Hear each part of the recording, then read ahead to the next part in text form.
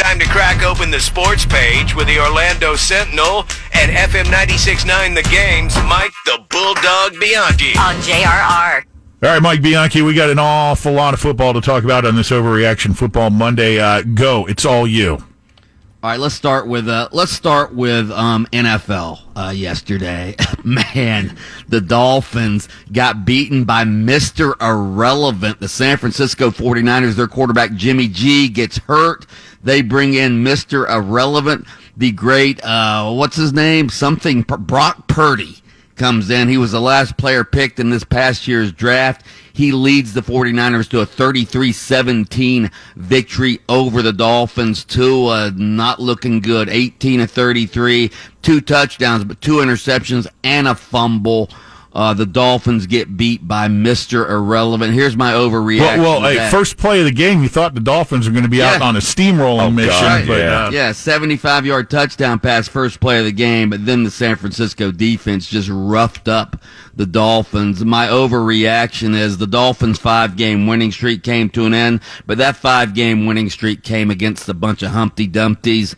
The Dolphins cannot hang with the great teams. They're not elite yet. They're not elite yet. Wow.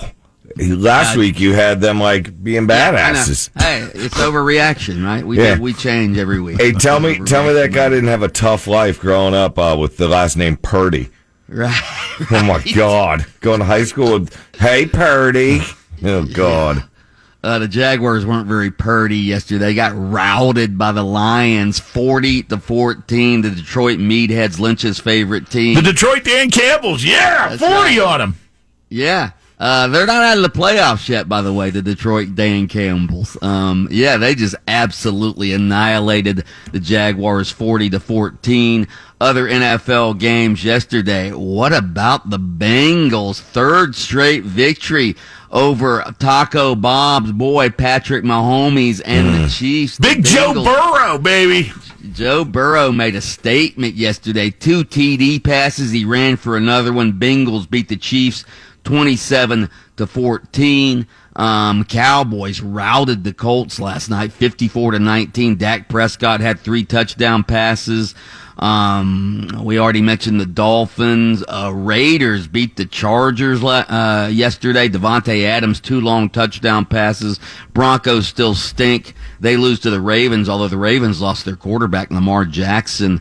I haven't seen how serious his injury is, but it did not look good. No. Commanders and the Giants tied yesterday. That was a good game. It was a good game. And what about the Eagles? Man, they routed the Titans 35-10. Jalen Hurts is the MVP of the league right now. 380 yards, 3 touchdowns for him. Jets couldn't quite beat the Vikings. Vikings end up winning that game 27-22. And Geno Smith and the Seahawks stay hot. 27-23. They beat the Rams yesterday. All right, college football. The playoff is set. You know who it is by now. It's Georgia, Michigan, TCU, even though they lost in the Big 12 title game in overtime to Kansas State. They're in, and then Ohio State. Ohio State should send a gift basket to USC. Absolutely, or to Utah, because Utah handled USC. Caleb Williams, USC's Heisman favorite quarterback, he popped a hamstring in that game, or it might have been a different game, even though he stayed in. He wasn't the same. So Ohio State gets in because of that. They are the number 4 seed. They'll take on Georgia in the first round, and then Michigan, TCU will be in the other first round game. Those games are on New Year's Eve. All right. So that's your college football playoff. Bowl games are set. UCF could have gone to the Cotton Bowl, but they end up losing in the American Athletic Conference championship game. By the way, what did you guys think of Mikey Keene, their backup quarterback, opting out of the game because he has just entered the transfer portal? You okay with that, Lynch? Because they could have used him. I got to tell. We talked about it at the start of the show. I read your piece on it over the weekend, and I tend to agree with you, Bulldog. You can't blame Mikey. This is the state of college football now. Get used to it. It's going to hit your favorite team soon enough if it hasn't yet. Which is sad, because college football, Lynch, that's why you were always the massive fan, is that it was pure, and it is not. And I told Lynch at the beginning of the show, I don't know that UCF deserves a bowl game. I know that sounds drastic, but They played like garbage the last 3 games, dude.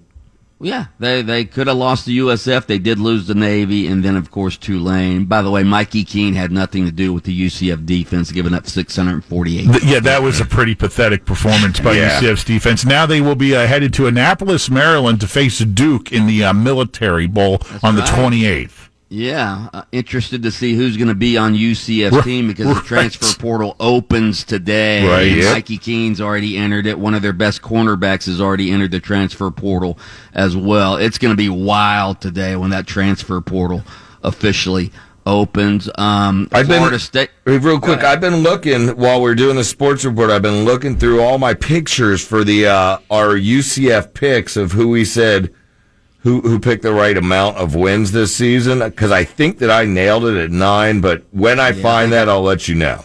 I think I had 11. So Florida is bound for the Las Vegas Bowl to play Oregon State, which has been red hot at the end of the season. You mentioned UCF, and Florida State will play in the Cheez-It Bowl Here in Orlando, right here in Orlando against Oklahoma. That's former cool. UCF quarterback Dylan Gabriel will be quarterback in Oklahoma, back in Orlando, so that'll be a decent game.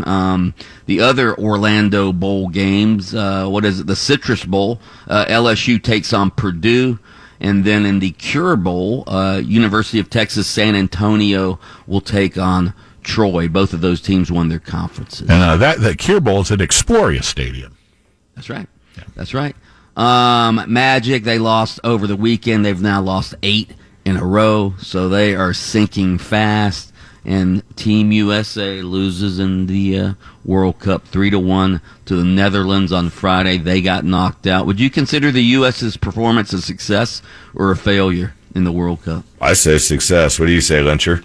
I'm the wrong guy to ask. I just, I followed it, but I don't really. I watched every one of the games out in like at a restaurant or a bar or something, and every one of them was packed. I thought it was really cool, and I'm glad they made it that far. What do you think? We beat Iran, so I consider it a success as well. Plus, we were the youngest team in the World Cup. We will be a force when the World Cup comes around again. By the way, the Tampa Bay Bucks take on the Saints tonight. After we lost that cup game, I looked at the person next to us, this couple, and I go, at least we have the U.S. women's team.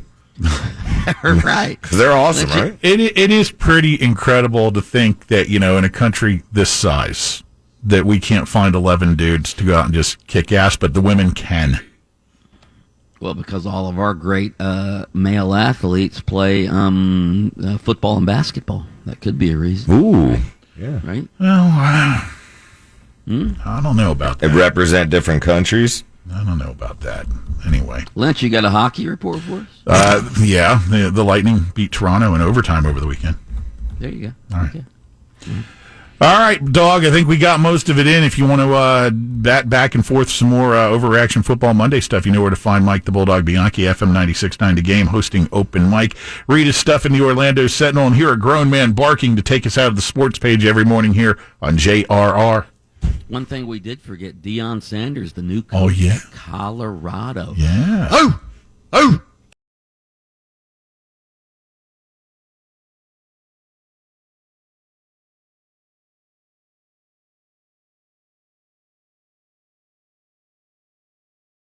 This is the Lynch and Taco Show on JRR.